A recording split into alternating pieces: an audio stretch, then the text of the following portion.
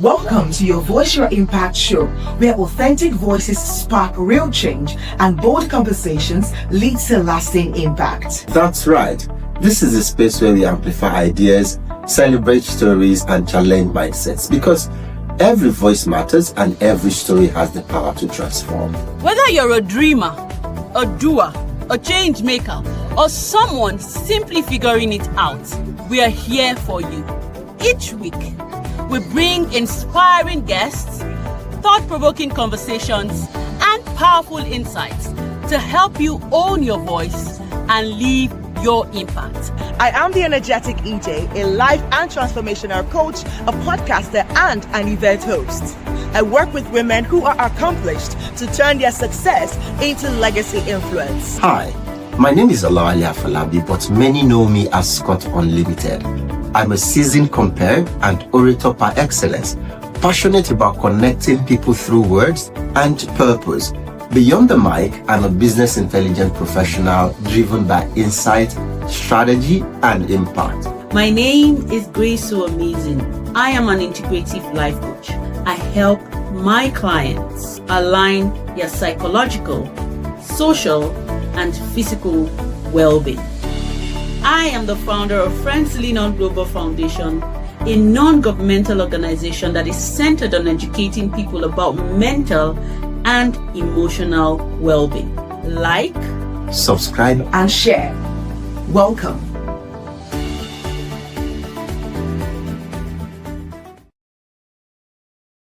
Hello. Yes. Like, subscribe, and share if you're not already doing that. And compliments of the season to you. We wish you a Merry Christmas. We wish you a Merry Christmas. We wish you a Merry Christmas and a Happy New Year. Good tidings we bring for you and your folks. We wish you a Merry Christmas and a Happy New Year. Okay, Gracie, look at your face. Good afternoon from here. Good afternoon, good morning, good evening, depending on where you're connecting from or where you're watching from. Compliments of the season to you and welcome to another episode on Your Voice, Your Impact show. Grace, how are you? amazing. Yes. I'm not a very good musician, yeah, but I mean the Well, I fact that can we have cover the for both of ability us. to Don't worry, I can cover for both of us. yeah, I'm doing great, and it's just Christmas all over the place, and I mean I'm currently with a family member, and I'm just like, hey, it's a good thing at the end of the day that we get to December where the whole Christmas thing would bring us together, connect and bond. But most importantly, we are here today. I'm very particular about what we're going to be talking about today. So I'm super excited that we'll be having this conversation. Love it. Please, if you're connecting today, whether on Instagram, on YouTube, or on LinkedIn, drop a hi in the comment. Don't be a stranger. Let's connect. Let's talk. You can tell us how your weekend went in the comment section. Just let us know, how was your weekend? What was the highlight for you this past weekend? And what are you looking forward to this week? I mean, for those who are Christians, it's Christmas. Already the carols are on, the bells are jingling, the decorations are up. Oh my goodness. Somebody was asking me, sent me a message. I think this person, I don't know where the person is. Oh, in the UK.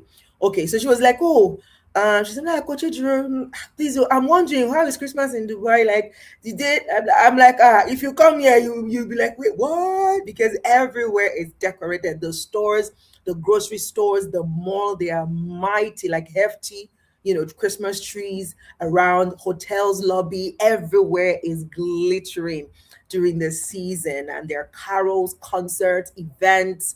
I'm even going to check one out at the Expo City this week, where it's like the whole Christmas experience. It's lovely. Like, if there is anything about this country or this nation, it's their intentionality, their vision, and their tolerance, right?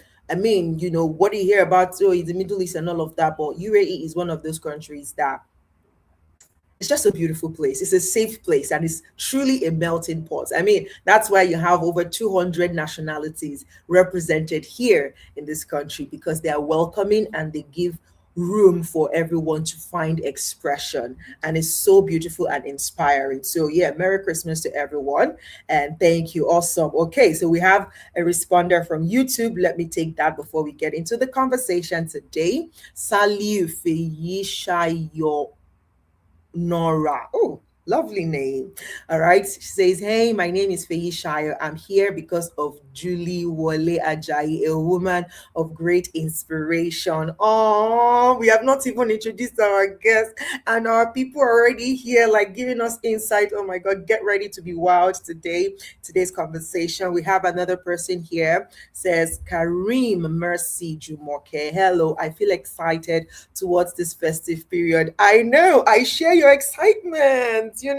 I share your excitement. Thank you for being here today on a Monday morning in Nigeria. If you're connected from Nigeria or from the UK, on a Monday morning connecting to a show, we love you. Our heart says thank you so much for being here. And for Instagram, okay, I don't see any comment yet. On LinkedIn, I don't see any comment yet. All right, but please, as you drop your comment, I would acknowledge it on all the platforms. Today, we are talking about purpose through pain.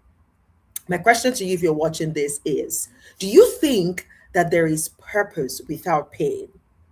Do you think that there is purpose without pain? Or do you think that there is pain without purpose? Whichever way you look at it, could there be pain for no reason? And could there be a reason for every pain?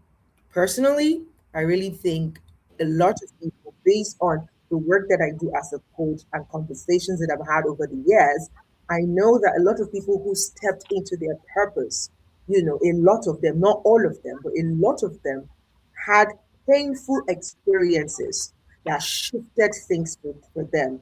For some of them, it was near death experiences that flipped things for them and made them realize that, oh my God, maybe this is why I'm here, right? And that just set them on that pedestal and that journey of making a lasting impact with their lives and everything that they do. So today's conversation is very, very interesting because we're talking about purpose, we're talking about pain, but also we're looking at, in that journey between pain and purpose, is growth, grief, achieved goals. How did all that come together? And our guest today is such a fantastic person. And she'll be sharing her story with us, and we're here for all of it. And I love that she's ready to go all out because, in her own words, she's determined to make an impact. And where else is better to do that except on Your Voice, Your Impact? Okay, I am going to acknowledge everybody today, no worries. Samogi. Oh, wow, your name is very powerful. Smoggy, Smog. Wow, what's your real name?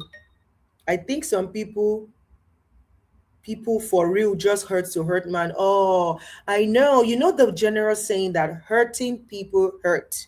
No, hurting people hurt people. I think that's what it is. If we get hurt and we don't heal, it's like hurt is all we know. And so we kind of smear that on everyone that comes around us. So let's get into this conversation today. If you know anyone who should be here, please do well to share the link. If you're on YouTube, for example, just click on that share button and share the link to somebody to join us. Or you can share to your WhatsApp status, anywhere, or your groups or something. But if you're on Instagram, you can maybe tag a friend or share to their stories. And let's have this conversation today. Our guest today is pharmacist Julie. You see, our people are already here. Julie Wole-Ajayi is already here, and we're going to speak to her shortly. Hello, Madam Julie. How are you? Hello, can you hear me?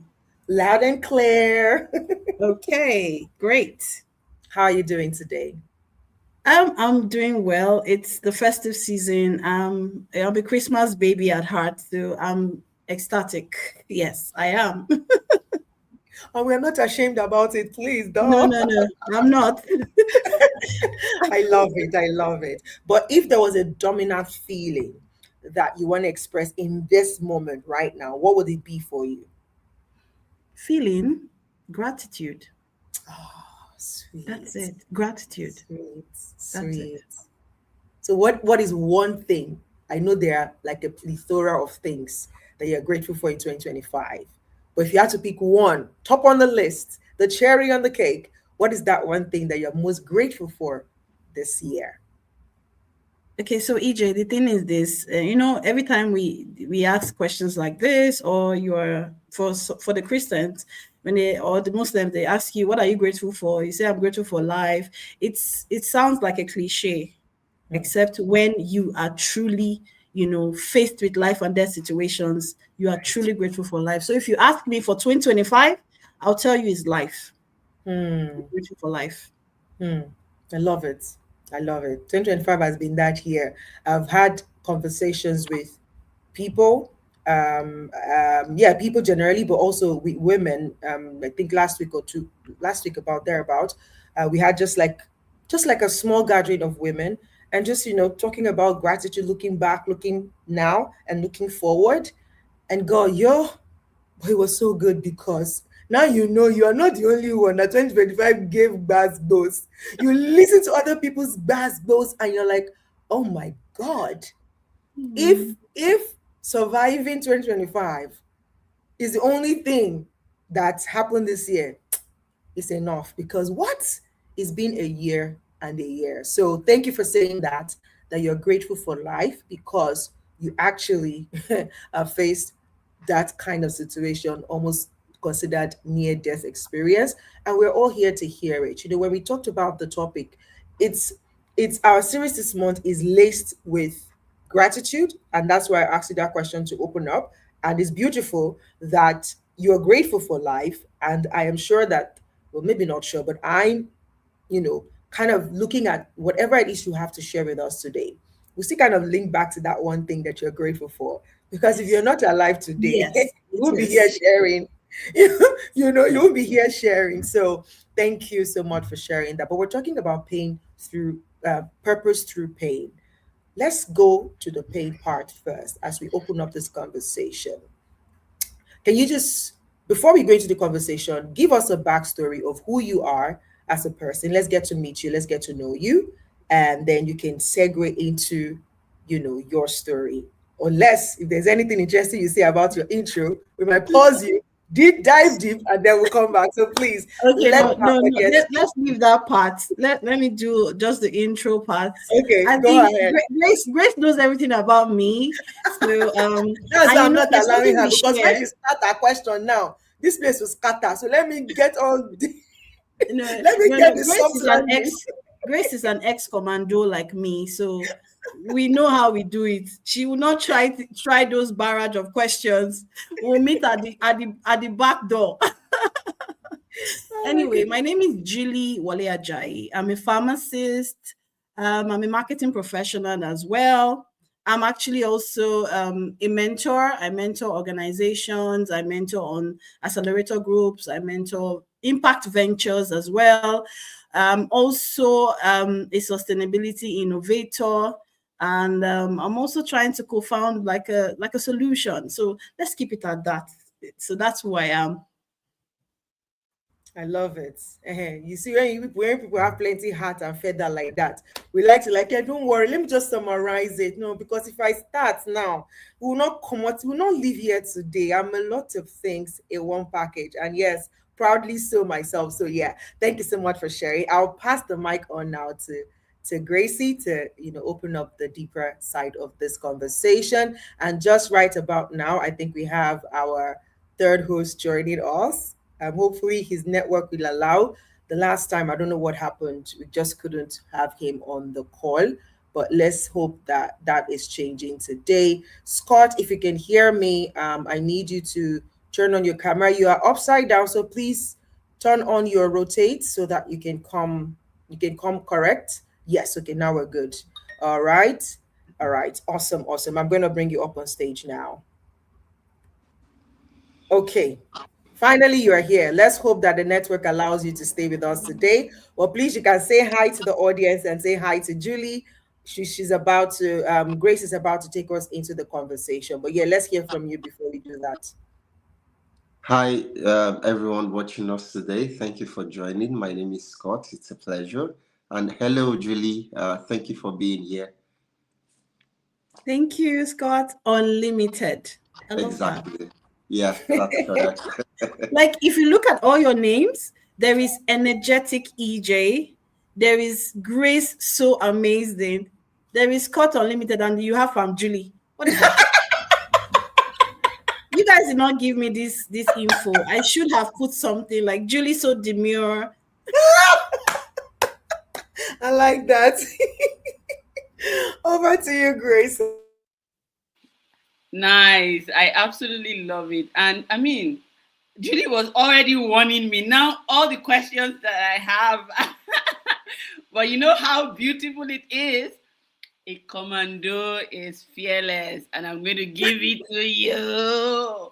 Anyways, I'm going to start off, very importantly, I'm going to start off by asking you this very serious question around your multi-faceted, if I may, expressions. You're someone with so many gifts and talents, and there's someone out there, they know they're capable of doing a lot of things, but they don't know where to start from, or they get frustrated after doing this and doing that. So my question to you this morning is, how are you able to stay grounded with all of these expressions, and not just all these expressions, doing very well at what you do, expressing yourself, as a pharmacist, a marketer, and also a mentor? So help us unpack how you're able to do all of this and you are doing everything excellently. Oh wow, thank you for putting it that way. So what I would say is, as children, when we were kids, right, do you know the capacity of what a child can absorb, the number of languages they can speak, the number of things they can do? As a child, when you're like 2, 3, 4, you're fearless. You want to jump down, you want to fly over. Then your parents, out of care, start saying, no, don't do that. Or do this. Or sometimes even when you fall, you feel, oh, there's a consequence, right? So in all of those shaping, right, as good as they are, somehow they make us feel like, oh, you know what, you're a female, just grow up, go work, get married, you're a wife, you can't do this, you can't do that, you can't do that, right? So that was how I was, until I started understanding that, wait, we as humans, we have the capacity to do anything you want to do, apart from jumping down a cliff, right? You have the capacity to actually do that. If the simple thing, how I stay grounded, if you make up your mind, and then if you take out the distractions, and if you take out the naysayers, because everybody projects their own fear on you. Why would you do that? A female should not say that. You should be a corporate lady. This is not how to speak. You have to be like this. All of that. For me, how I stay grounded to be able to do the different expressions of me is because I made up my mind. I want to do it. I found myself. I want to do it. This is what makes me happy. This is what makes me fulfilled.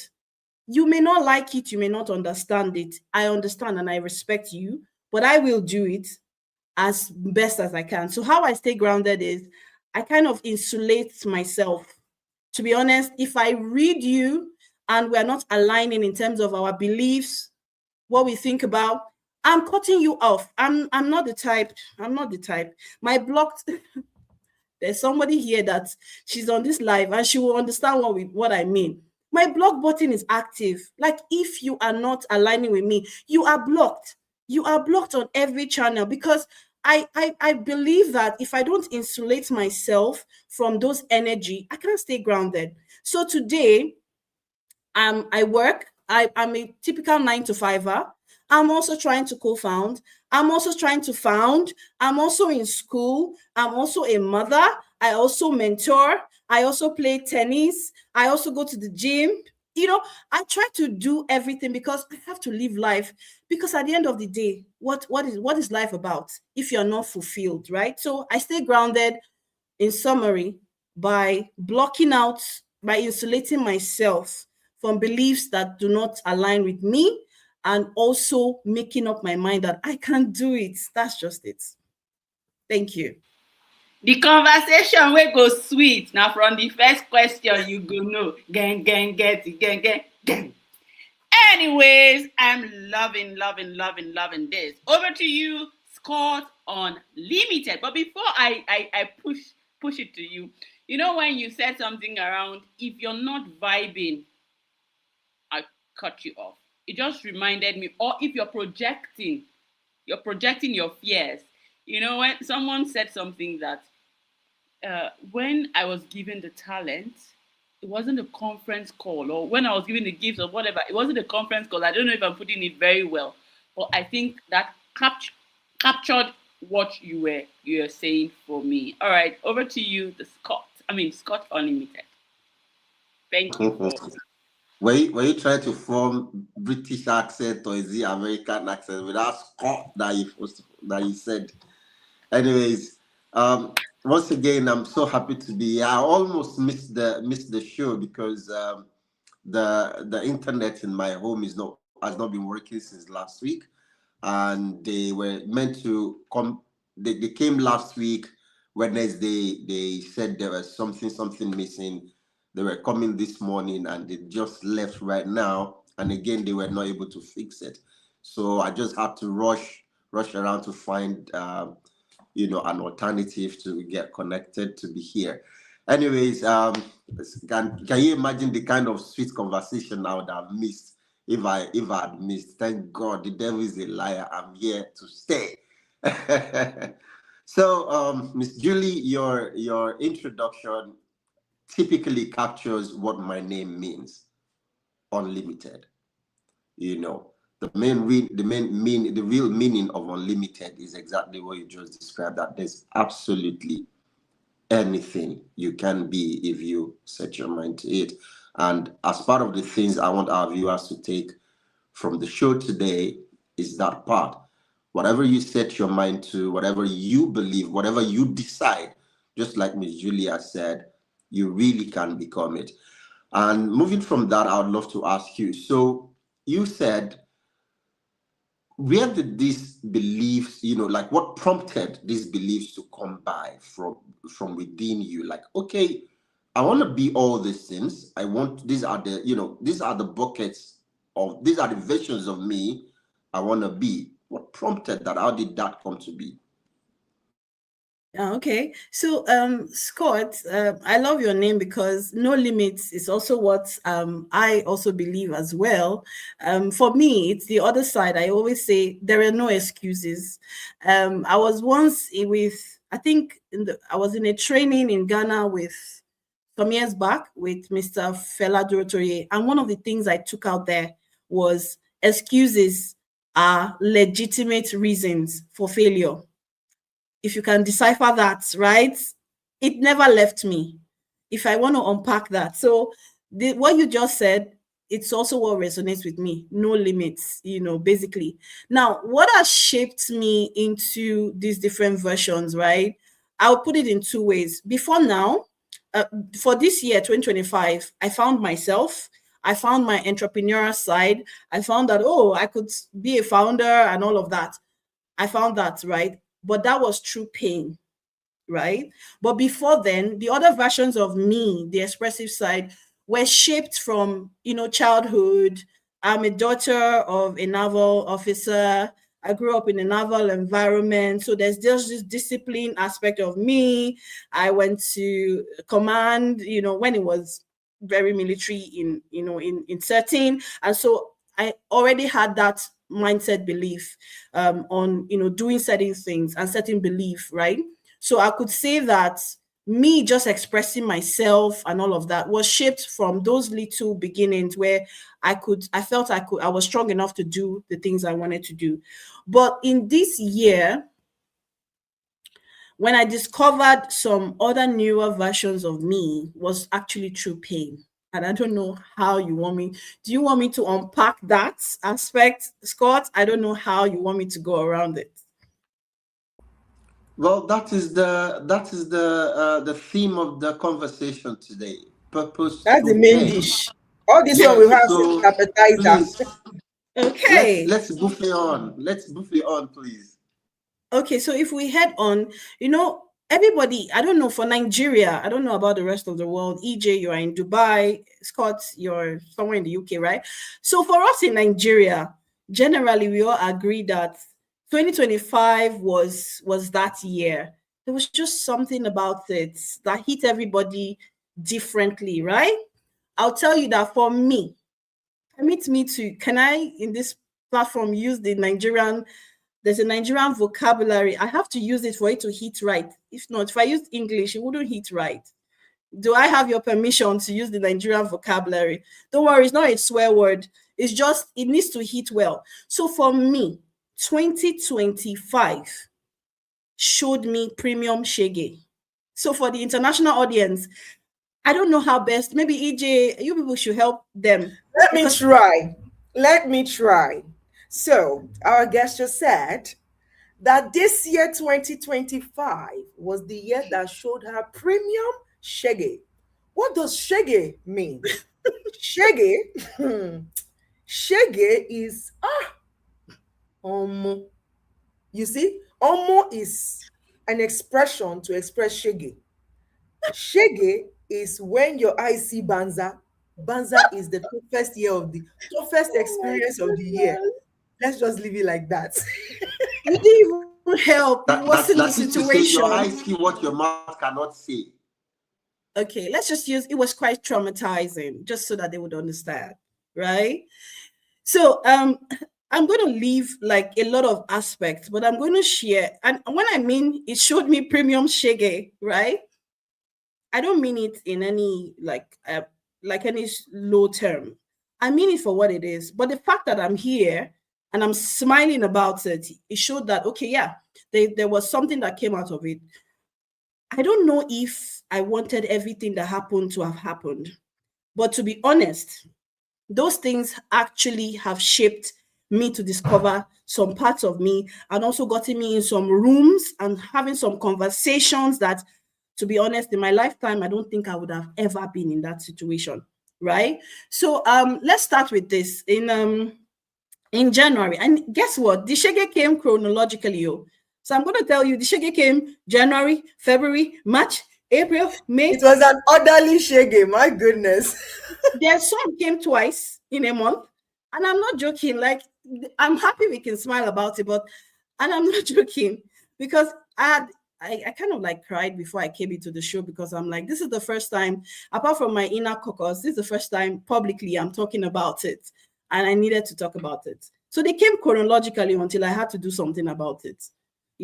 At some point, to be honest, I'm going to use the Nigerian term again to express it. It was looking like, okay, wait, is it my village people or what exactly? Number one, I've never been to my village. I'm sorry, I shouldn't say this publicly. I've never been to my village. Oh, how did they see me? How did they find me to throw all of these shages to me? That is what the Nigerians, anyway, we tell ourselves. Mirror on the wall. Who's the fairest of them all?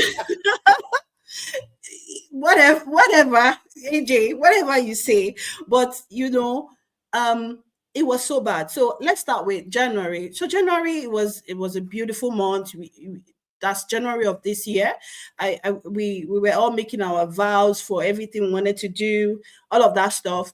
And I think on the 22nd of January, it was actually my husband's birthday. So everything, I was all vibing and everything. And then I was supposed to go to a resort for a business meeting, I think in Lakowe.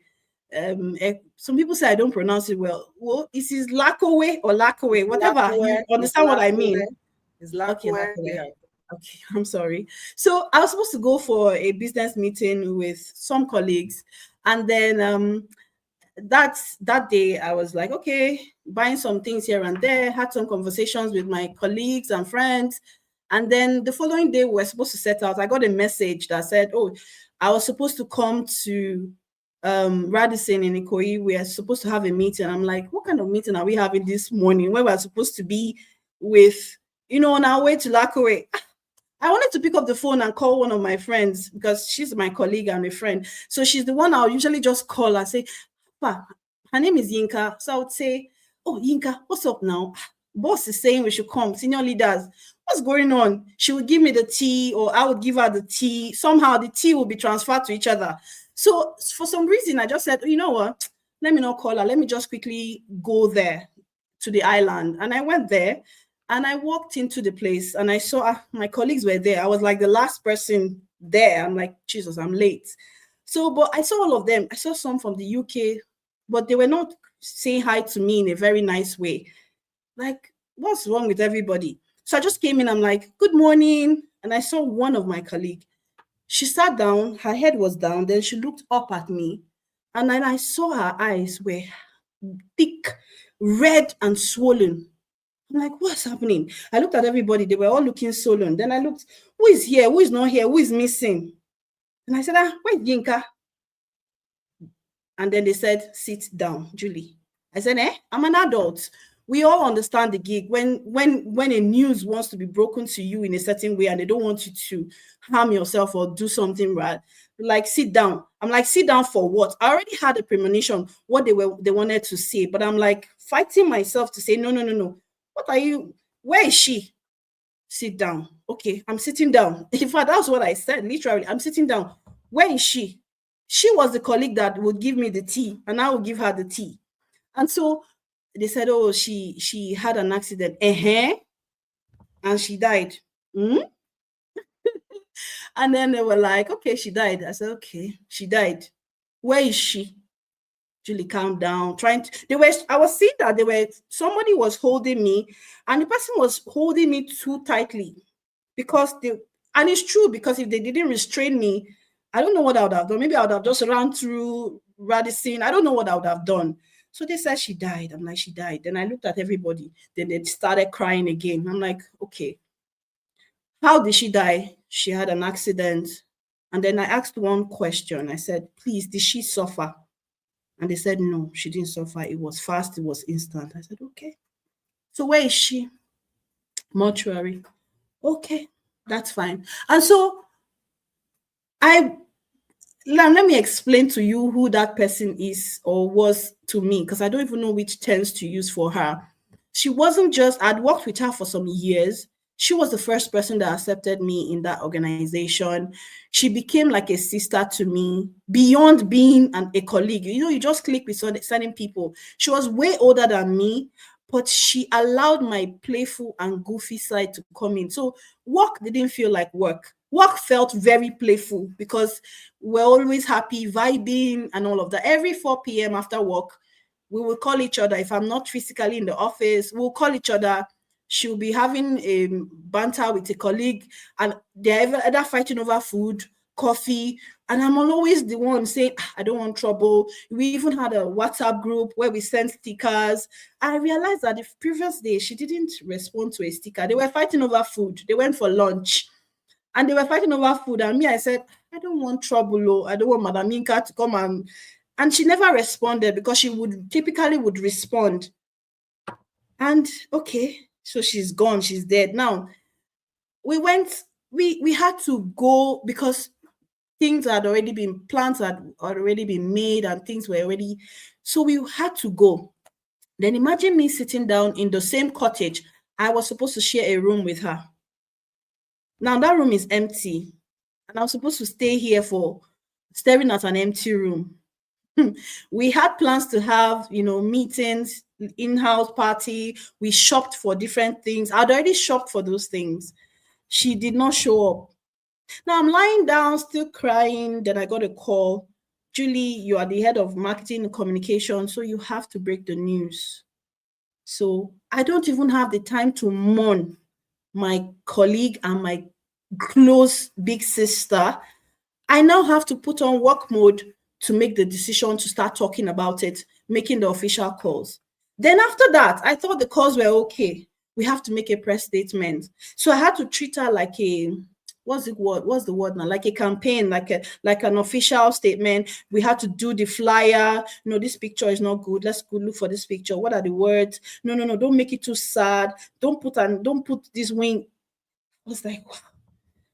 In all of this, then we went for the burial and everything. Now, when it came to this was sad enough that, she died. Then after her burial, I refused to leave the grave because I'm like, number one, I don't get it. She asked me to come to the office that day, the day it happened. She asked me to come to the office. So I never got a chance to see her for the last time. But guess what? The last time I saw her was a week before then. We had the best laugh I've ever had in my life. And even when I went home, there was something off about the laughter. It was too good to be true. I laughed to the depth of my soul. We kept laughing, fighting over food. I went to a new apartment. We worked. And I said, something is off. It's now I understood that this life, it's actually a bit more spiritual than we understood. It was more like this was the last image of her I was supposed to have. And it was too beautiful.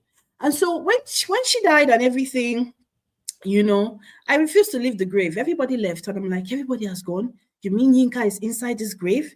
Why is she here? I'm claustrophobic. I'm scared of tight spaces. I was already thinking like, hey, she's dying here. She's already dead. And luckily for me, there was this friend of mine that stayed with me all through. She understood me. Her name is Titi. Titi was like, Julie, I will not leave your side though, because I don't know what you would do. And she understood. We saw the 5 people that were with her in her last moments. And guess what? The pain now became worse because she not only died, well, anything can happen to anyone. People can die. But Nigeria also happened to her because I learned that she was rejected by 3 hospitals. Hospital 1, Hospital 2, and Hospital 3. In the midst of those rejection, if a little first aid had happened, because if it had happened, we would not be talking about this now. So that pain, I was angry with Nigeria. I was angry with people that worked in the health sector. I'm a pharmacist too, and I'm like, why? I was angry with everything in the world. So the office had to give me space to go and cool off. And all of that. Unfortunately, I didn't cool off, and I knew I was in so much pain. Now, this was January, right? I was coming out of it. And that's one of the things I learned, because the story is not just about being beautiful story and all. There were lessons and mistakes I made. Now, in order to quickly just wrap up my mind, I went into a quick partnership with someone without thinking. I just wanted something to occupy my time and my space and my head. I didn't read the documents. I didn't understand. I just signed up for something that would have been really bad for me because I was just looking for something. I didn't allow myself to mourn that period, to just feel the pain, right? So that was January. Then we welcome February. I was still having a good time in February. And then suddenly I started having like this abdominal pain. I just had two episodes of the pain, and the pain was terrible. And by the time I went in, they said, oh, you have like you just need a surgery. Anyway, okay, I need a surgery. Okay, Father Lord, that's fine. Okay. In the process of trying to, I don't like physical pain, like anything pain. I can bear the worst kind of emotional pain. Bring it on. But you see, physical pain, needles, all those things were not my thing.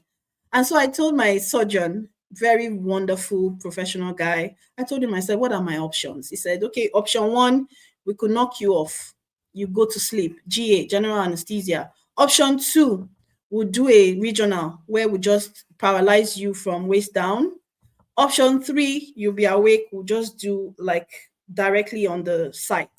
I said, no, please knock me off. He said, okay, if I'm knocking you off, you're going to go through due diligence. Go and do this test. Like I had like 15 different tests from all manner of tests, blood work, heart, everything. Now they send me to the cardiologist. Cardiologist was fine with me. He said, you know what? I need you to do an ECG. because when you are under anesthesia, it's your heart that is helping you. It must be in good shape. So I went there, happy-go-lucky girl, and then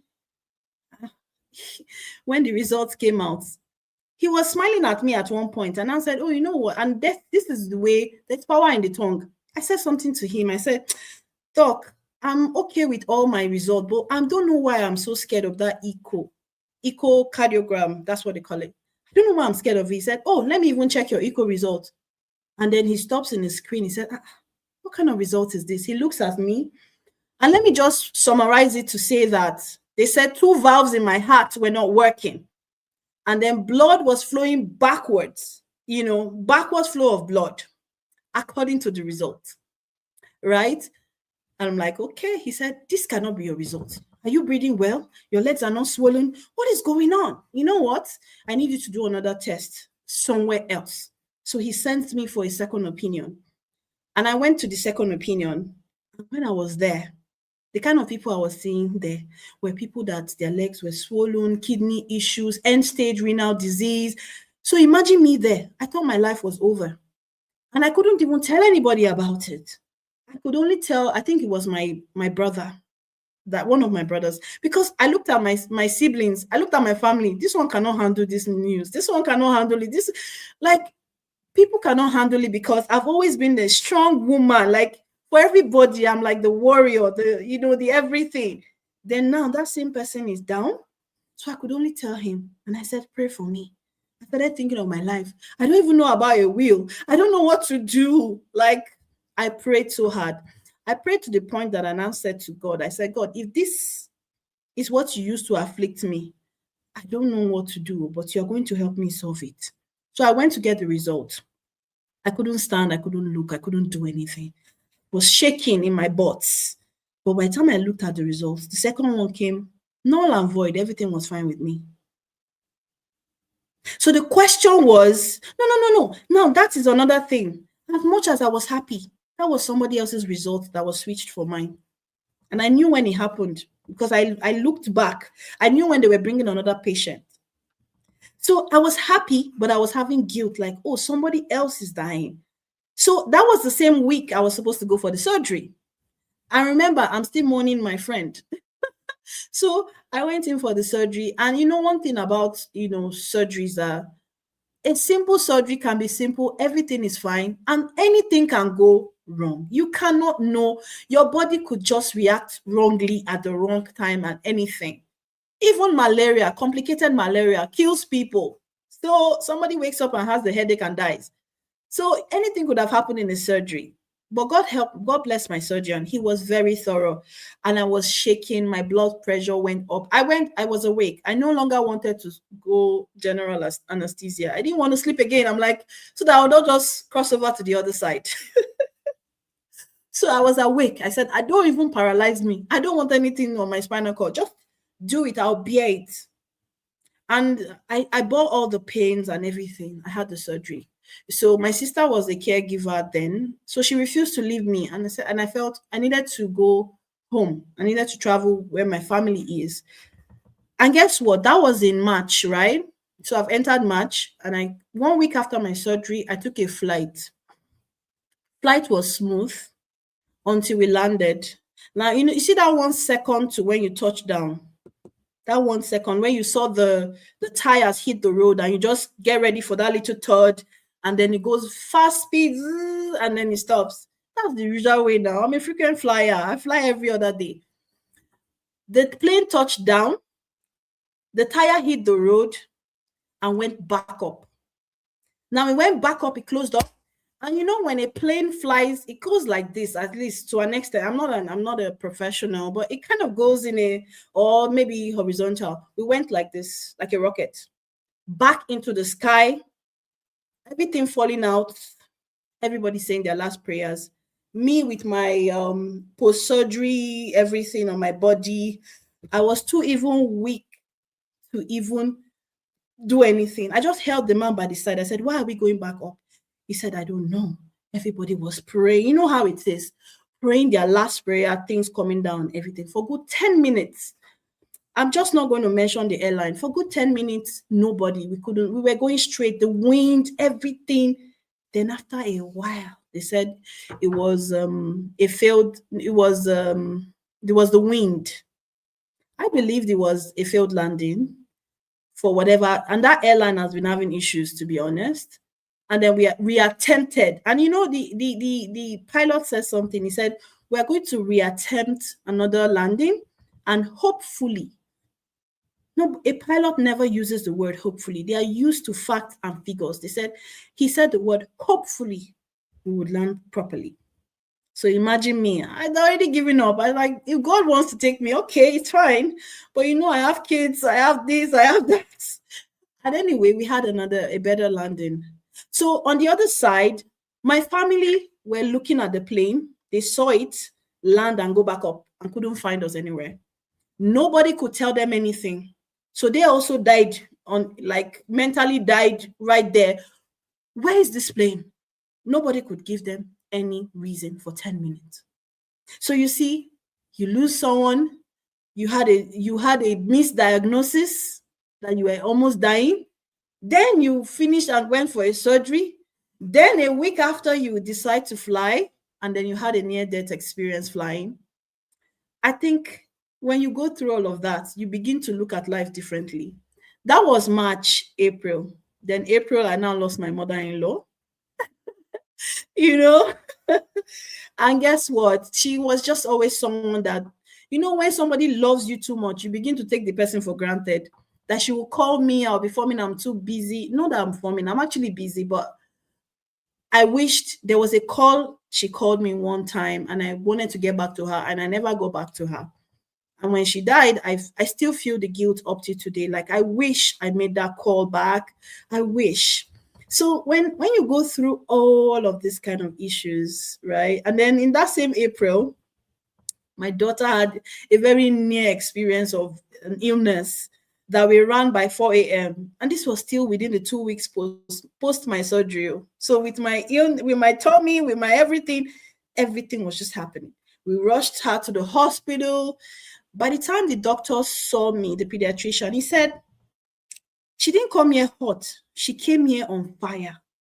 And it happened within just a space of few hours. She was okay this minute. The next minute, she went and all of that.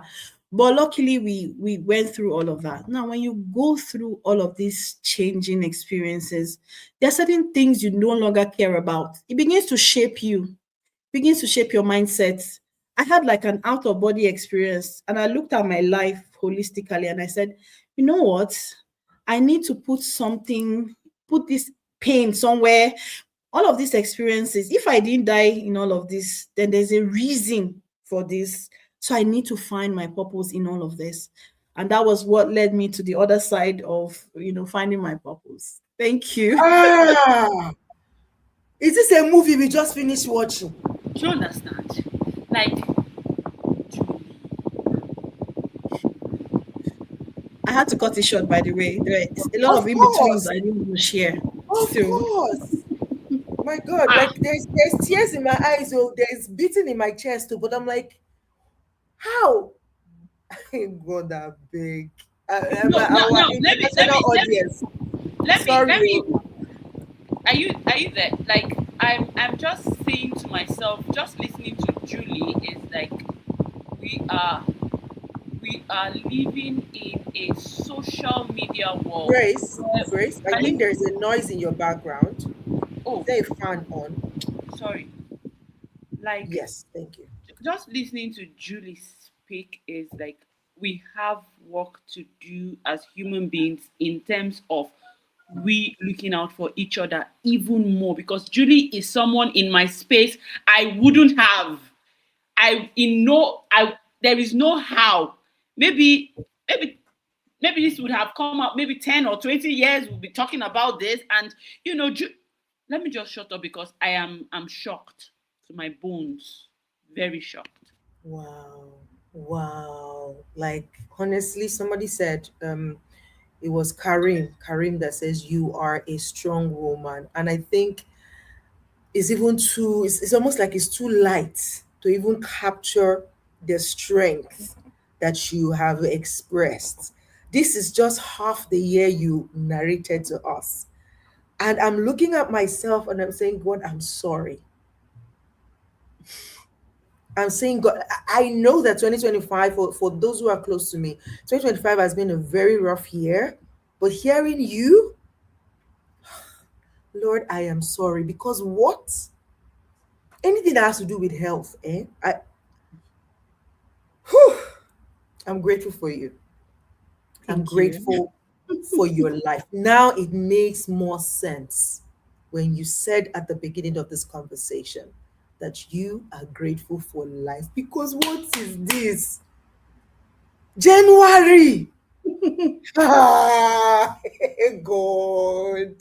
What? Oh my goodness. Back to back to back to back. Wow. But Yeah. thank you. This one is a special thanks to you. I was having a conversation with somebody yesterday, and I was telling him how this is the power of storytelling. And not storytelling as a fictional storytelling, but our own story. Sharing our story. You know, we were having a conversation, and, you know, I was narrating my own experience. He was narrating this, and I'm like, hey, God, that bego. Which guy? What's going on? What's happening? But I was like, thank you for sharing. Because in you sharing, I can see that I'm not alone, first of all, in going through life toughest.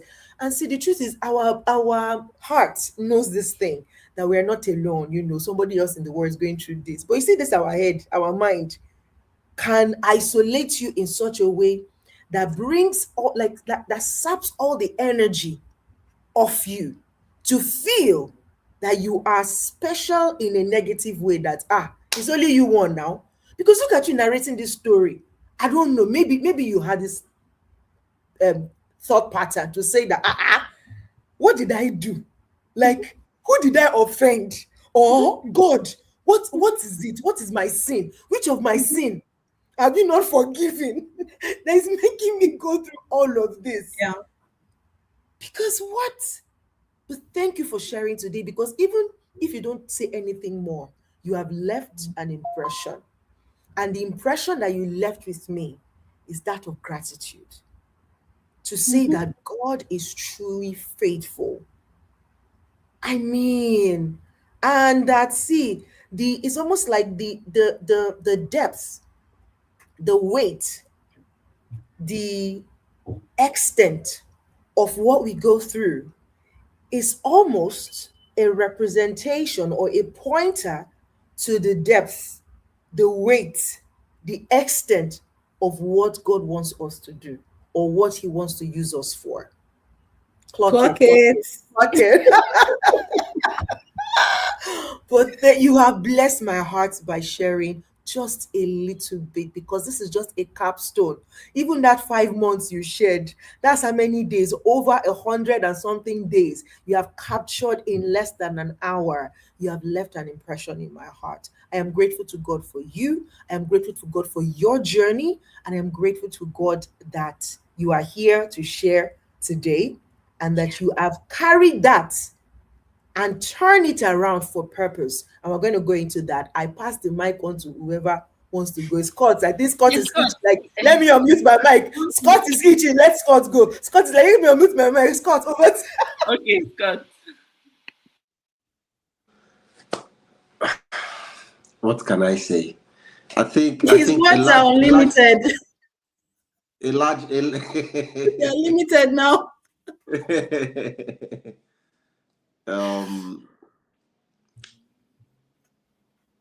Anyways,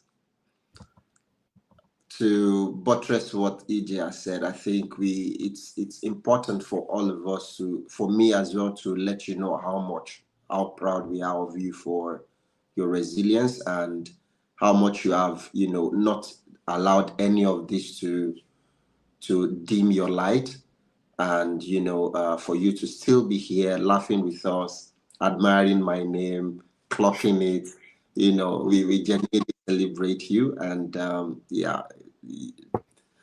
don't want to go too deep into that again, but genuinely, this means a whole lot to all of us, and I'm sure our viewers will also attest to that. Moving forward, I would like to ask now. So one of the things we in the middle of all this, where did your strength come from the most? Where did your strength come from the most? Definitely a lot must have come from within, but then majority of the time we still, let me not answer it for you. Where did your strength come from the most? Okay, thank you, Scott. First of all, my strength came from in knowing that, see, in all of this, nobody's going to come and save you. As much as your friend, your family, everybody loves you, they can just do a certain limit of whatever. Nobody's going to bring my friend back from the dead. Nobody's going to do that, right? I've had this surgery. Nobody's going to come and help me not to live right or not to live right, so that I don't have, even though it wasn't by living right or not living right that cost it, it was just a normal, hernia, whatever, right? Nobody's going to help me do that. Is that realization that I knew that, you see, as much as we don't want to tell ourselves the truth, nobody's going to come and save you if you don't save yourself. So I started asking myself, so my friend right up in heaven, all the dreams we talked about, the businesses and everything we wanted to, do and all of that, if she looks down, will she be proud of me? No. So I had something to prove to her. Like, okay, you have died, though, and I'm angry. But you see, I need to prove to you that something will work. That strength came from trying to prove something. The strength came also from within me. Like I said, nobody's going to come and save me, right? Everybody's going to say, you're sorry, take heart. That was what everybody said. Oh, no, you're so close to her. In fact, some people didn't want me to mourn. They didn't. Like, no, you're a senior person. You have to. I wasn't even given a chance to mourn because I had to put up a front. I have to put up a face. I had to be professional. I'm the face at the time. I'm the face and all of that. So I couldn't, right? Then also, I withdrew from everybody like I did. I withdrew from everybody. It's like, when you went back to basics. I went back to what is now my purpose? What is it about this life? I'm a professional that is well paid. So it's not like I may not have everything in this world, but the few basics of life, we can afford it in my family. So what then is life about? My friend just died like a chicken. As far as I'm concerned, that's the way I saw it. And she was not even helped by the system. So the thing is, I would either remain here and continue to complain, or I would do something about it to empower myself, give myself a voice, and also empower myself, maybe start up something that can make me, earn more to save other people from going through something like that. Because in outside of Nigeria, we have, I don't know what they call them. Is it trauma centers, like where you have emergency cases? This hospital is just for emergency cases. People do not have to die for this to happen. So I can either sit down and continue to complain. Another strength came from, I attend, I don't know if I can mention the name of my church, if you would allow me. Right, thank you. So I attend Daystar, right? And my pastor, there was this viral meme. That's this viral meme of my pastor, Pastor Sam Adeyemi, that it really changed my thinking. And I think everybody should refer to that. There was a meme he did. He was talking about lamentation, that you keep lamenting, complaining, you're not doing anything about it. The meme came in a very funny way. There were things that they infused dances and everything into it, but they now made his talk like a rap. It was very funny, but the message was not lost on me. He was saying that you are lamenting. Your landlord is lamenting, but your landlord will still increase your rent. That why don't you position yourself? Yes, why don't you position yourself to where, money flows to? What will you do about your situation? So those external learnings and me understanding that nobody's coming to save me, where I drew my strength from, and then I went back to God. You see, I'm a 9-to-5er. I'm always busy, on the go, traveling, meetings, talks, this one. There's a point where your life just becomes so smooth that you tend to forget the higher power. Let me not talk about Christianity alone, because this is a general audience, but I'm speaking to myself, right? You tend to just forget about certain things that matter. I had to go back to God. And it was a case of God is me and you. And I don't want the noise. I have people that pray with me, pastors, but I didn't need them in this case because this was a personal race. What are you trying to teach me here? What am I supposed to know? So I withdrew from everybody. And I did not just withdraw, I did it on purpose. I stopped posting anything. I went off social media for like almost 3 months. That was from maybe June, July, August. I went off. People started asking questions. Julie, what's up? Are you okay? We don't see you post. It's not like I post everything, but once in a while, I post one or two things. So they didn't see me for a while. I just went into that shell. I went back to prayer. I went back to listening because there was so much noise. I was too busy. So I was no longer hearing. And I had to do that. So these are where I drew my strength from. I didn't want my friend to just die like that. Let her death not mean anything.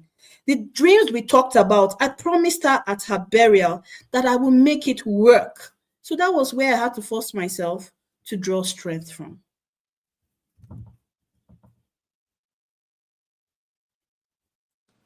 Thank you so much. Over to you, Grace. So amazing. I mean, I would start by saying that thank goodness the federal government has declared that any hospital that rejects an accident, yes, or a patient as a result of maybe a gunshot accident, payment that Emergency, yeah. emergency that they would pay. I heard that last week and I said, okay, I hope we would not hear cases like this again because gone are the days that people would often say things like, maybe this is how God wants it to be. But I know God wants better. God wants better. So I run away, I practically run away from people that use such terms. Of course, God has given us the ability to really do everything ourselves because he has given us the power to do that. So when we were like, okay, you did not stretch a bit or you couldn't do anything further and you'll be like, okay, I'm just going to let it be because maybe this is what God wants. And within yourself that you're just not, you don't want to push a little further. That's something that I'm hoping that someone can take because I took that lesson recently. I mean, sharing your story for me is, and sharing this story, you said you're sharing this for the first time. Come on, guys, EJ and Scott, what do we have to say? Your voice, your impact. Hey! Shout out to us that we get the rare privilege of, getting this story firsthand. And, knowing who Julie is, doing her things and, having to share this. I am just so excited and happy that I get to hear this. And it just ticked a button inside of me now that, Grace, whatever you're doing, keep doing. Just keep doing. And I think this is speaking to all of us in general. I don't know who is watching this and who would watch this later. I mean, our time is fast spent. I'm sure we can go on, I'm going to ask you this question, and this is to someone, and I mean, just speak to someone out there that is currently feeling that, okay, I think God planned me, right? God, you planned me, and just do what you have to do already because I am no longer ready to take any more of this, right? Talk to that person. Maybe the person is currently in that space and they're saying to themselves they've had it to their teeth and they can't take it anymore. So what do you have to say to such a person watching and listening to us? So, Gracie, the thing is, when you say why me, the question is why not you? Because if you watch Superman stories, like maybe all of these action movies, they would always tell him, they said, with great, what's the word? With great powers Come great comes responsibility. Yeah, exactly. So the question is, while you're going through it, you should be asking the right question. What am I supposed to do with this? What am I supposed to learn from it? Because if you've never had a near death experience, or you've never had a particular thing happen to you, you may not be able to relate with people that is happening to, right? So some of those things you're going through right now, if you're listening, is because it is supposed to teach you how to save others, right? You have been chosen. And, one of the things we see is that, there was a time all of us were against motivational speakers. We don't want to hear them again. But the truth is, some truths are fundamental and they are still truths.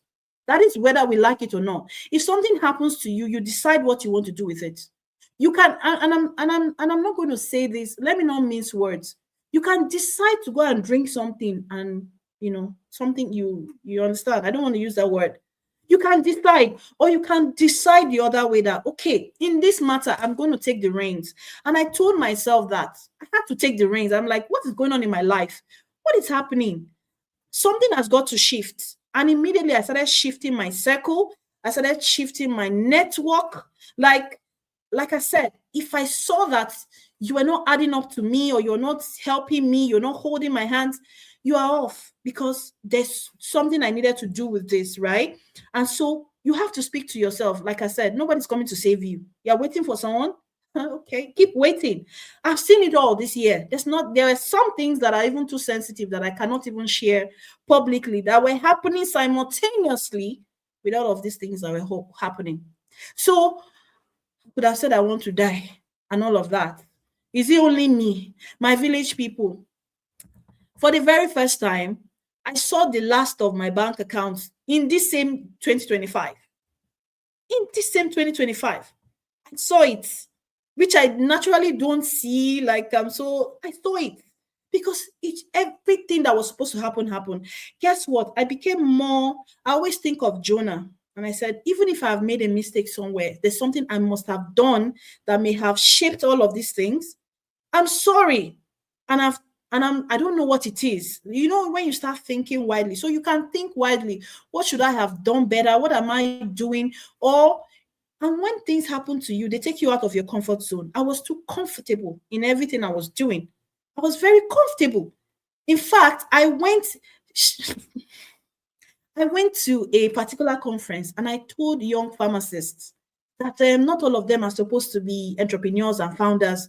Some of them are supposed to remain 9-to-5ers. I didn't say it that way, but I said, some of us, be like me. You can be an executor. This was me saying it before all of these things happen. Now, situations have changed. If those people see me tomorrow, they'll be like, but you said we should continue to work for people. You said this. Because a circumstance changed my life. You have to remain fluid, maintain fluidity. You cannot continue to say it has to be this way. You have to be adaptable. You have to adapt to the situation around you. You must take action.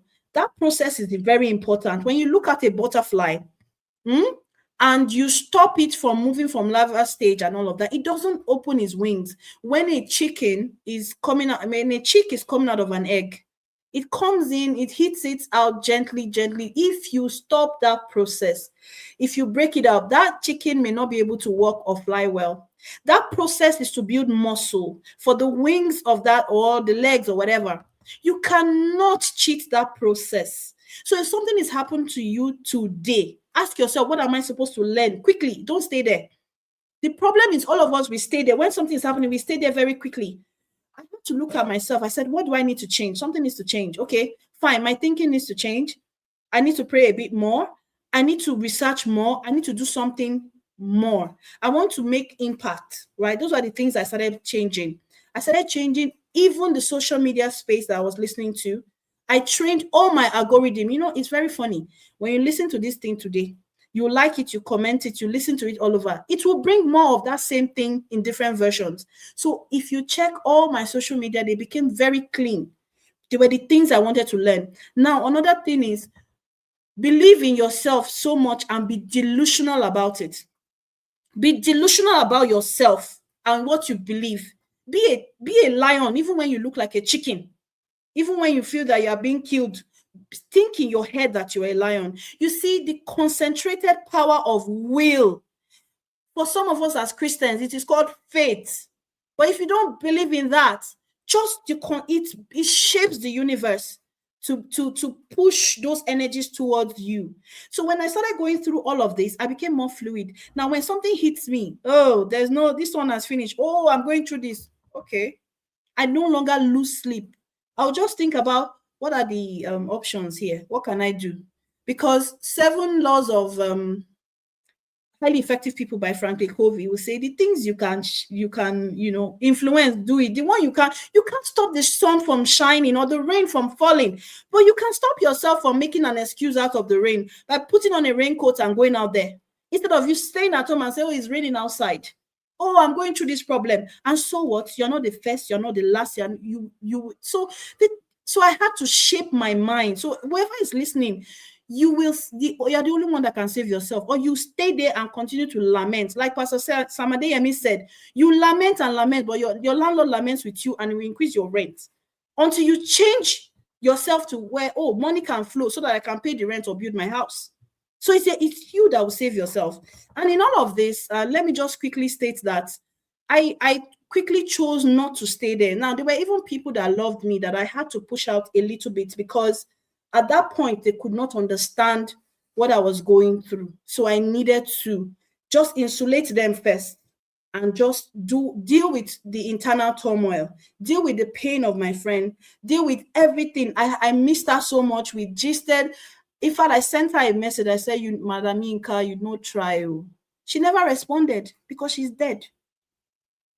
And you know what? When I started pushing things around towards some of the dreams me and her talked about, I saw some doors opening, and I asked myself one day, I looked up, I said, Madam Inka, did you talk to God for me? What's going on? What are you doing up there? Maybe you are doing something. That was the sign I needed. I also walked away from things that could have made the mistakes I made when I was in my depressive state. I had the power to walk away from them, even though they would have made me a lot of money. They were not things that I felt very good about. And in all of this, I started researching more. I started saying, I want to do something.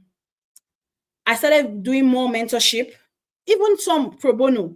But those mentorships were giving me space to be seen, to be heard, to be, right now I mentor for a global NGO in the US. I mentor ventures. They've even attached me to some Nigerian university here. I'm mentoring with one US accelerator group. I'm learning. I was shaping myself. I entered for Goldman Sachs 10,000 Women Entrepreneurship. I finished that one. I went into a management course. I finished that one. Then I started working on, okay, you know what? This is my side passion. What can I do with it? I want it to impact people. And I want to name something in that impact around my friend's name. So that kept pushing me. So you must have a why. Your why is very strong. If it's very strong, it will push you to do things. And in all of this, I entered with Clean Tech Hub, I entered for a 6-week virtual course. And after that, they gave me a $1,000 grant.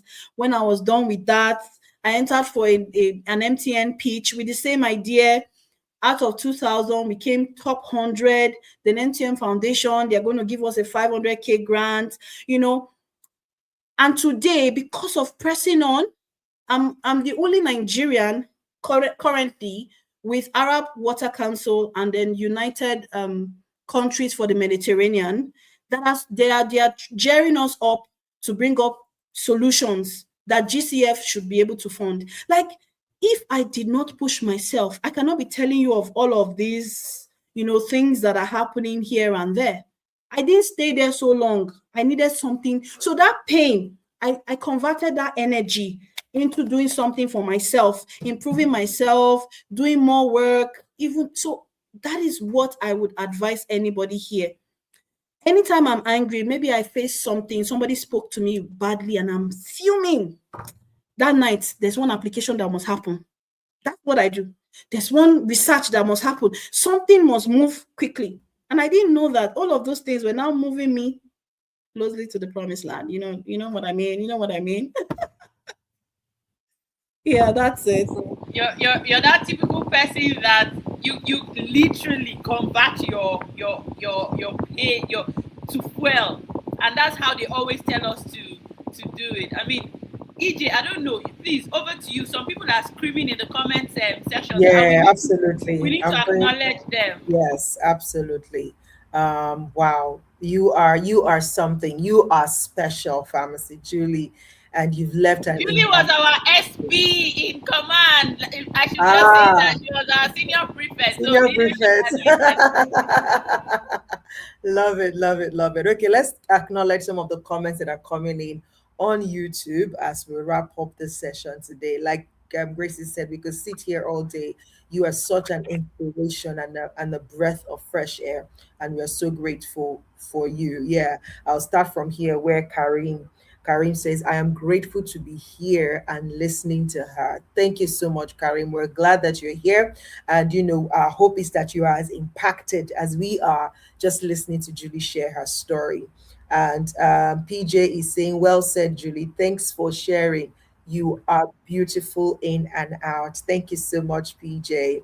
Um, Karim again said, but it's not easy, of course. It's never easy. But like she said, nobody's coming to save you, man. So we have to just convert that energy, repurpose it. Yes, pain can be hurt and it does. However, my mantra in my 7 decades yes, sir. Is it a sir? PJ, Abima, well done, sir, well done, ma. 7 decades. We salute you, sir. Now they call your name just like that. Please forgive me. Well done, Sir Omar. Thank you so much of life. And says, has been this too shall come to pass. And I watched a film a while ago when someone was going through challenges and tragedy. This too shall pass. So that keeps you going. Karim said, too much wisdom from this beautiful woman. I know. You can say that again. Papa or Mama PJ already said again in life. Is life fair? No. Who said anything about life being fair? Yes, Julie, your attitude, your reaction to situation is so important. Thank you. Okay. Oh, it's Lady Pamela. Okay. Mama Pamela. Oh, you remember now. You remember I now. know her. God bless you, Thank and you, thank you for mom. being here. And thank you for sharing. Karim, Madam Pamela, thank you all for just sharing and reiterating what is coming up for you from this conversation. And I just want to say thank you again. I don't think we can thank you enough. When Grace was saying that in whatever you do, just keep doing it. This is actually a testifier to that, because this conversation today was just confirming things for me on the journey and the stand that I've taken for the coming year, to say something has to give, and it won't be me. It can't be me giving. No, I won't give, but something else has to give. And whatever that has to be, we're going to go for the jugular, and we are not backing down regardless of what's going on. We're going for the jugular and going and fighting and coming out victorious. So 2026 is that year where it's like, see, Oga, if you know, come, that bulldozer song is coming alive. That if come off for road, if no come, I will bulldoze you away. And if you say you cannot maintain and enter into alignment, Oga, just come on, leave. So, and I think sometimes, like you said, in the midst of that, when you're doing that work, it's a non-negotiable that some people will be hit by it. Not because you hate them, not because they are bad people, but just because they don't belong in the new level that you're entering. And keeping them around will only pull you down or make you compromise on what is supposed to be, right? So thank you so much for sharing your story with us today. I am impacted, and I think maybe I'm in my impact season, because the way the conversations I'm having this day and the way they are just like, it's like, did you hear me talk to God? Or is it Holy Spirit that kind of whisper to you that we should have this? Because it's hitting home. And so for me, it's very, very beautiful. I believe that is a very, very beautiful season for me. So thank you so much. Yes. Oh, Baba. Oh, okay. Some people are like, I'm here too. So don't call me. I know this person. This Baba is my Jide. people. Jide. You have to represent, like, I was here. Did you see my comments? Yes, we saw it. Thank Jide, you we so saw your comment. Jide, I saw your comment. We are friends now. We were fighting before. Now we're friends. I love it. Absolutely. Karim, jugular, Yeah. new. There's no time. We break the jugular. We will Yeah. step on the jugular. Yeah. Yes. But yeah, thank you so much. It's been a wonderful conversation. I'm pumped up. And this is another reason we do this on a Monday. So even if I'd come into this week now with a low energy, that energy is revived to say, I have to go for it. Like nobody is coming to save me. I have to put in the work. And sometimes the work that will lead to the next level is messy. And it's okay. And nobody else needs to understand it. And that's the part that we need to also understand, and nobody else needs to understand it. So rather than try to explain yourself to anybody, just go ahead and do what you need to do. Let them laugh. Let them call you confused. Let them call you unserious. Just do what has to be done. So thank you Let me, so much. God bless you. Grace, yeah, you wanted to say something. yes, let me just quickly add this. Um, Julie is that person that we just had this we had a conversation. Just talking to Julie, after I spoke with Julie, was it a month ago we had the call? She reached out to me. And I'm saying this publicly because we need to also put it out there so that people can know the people in their lives that they go to or they speak with that can give them that push. Julie challenged me. We had a conversation. She challenged me. And in the space of 2 weeks, just 2 weeks after I spoke with Julie, a lot changed. Sometimes we need such people in our lives. I'm telling you, I mean, let me just keep quiet. But Grace, the thing is, it's not that most times, I like that I said sometimes we need such people. all But the the time, thing that no, not even that, the thing that anyone should take from here is that most times we have those people, we but we do. We don't don't even. don't use them because we don't see it, or we are over familiar with them, and so we don't pay attention to the energy and the things that they are there to deliver, so we miss it. So please audit your inner circle, audit your outer circle, Some things audit that your you can network. pay for, some things you should pay for. You have people that You would get it would for gladly do free it for and you're you. not using it, Julie, and you're not using I'm it. coming. Julie, We'll let's end just. with this I'm saying, coming. I'm coming for something. There's something, one or two You things we're pay, gonna you talk pay in about. dollars. we're paying dollars. I like that. Let me close out with this saying from Steve Harris. Steve Harris will say, it's not what you don't have that is the problem. It is what you have but don't know how to use. It's not what you don't have that is the problem. So stop saying I need this one, I need the next certificate, I need no. What do you have now that you're not even using at all? Go ahead and use that, make a move, the rest will fall in place. Thank you for being a part of Your Voice, Your Impact today. I know we went ahead, but Scott want to say something, Abby? We Yes, went Scott. ahead. No, talk about our webinar. Let's just quickly log that in. Our webinar coming up.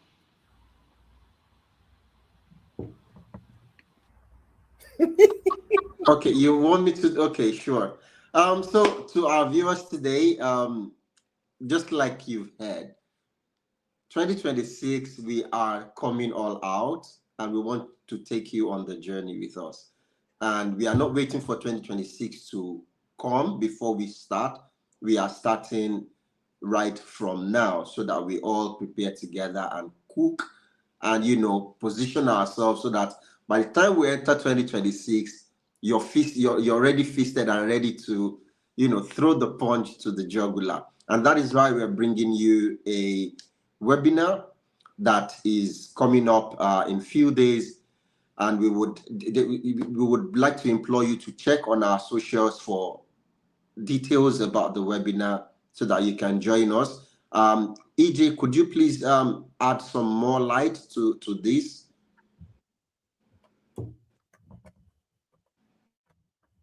Yes, I can. I just wanted to also share.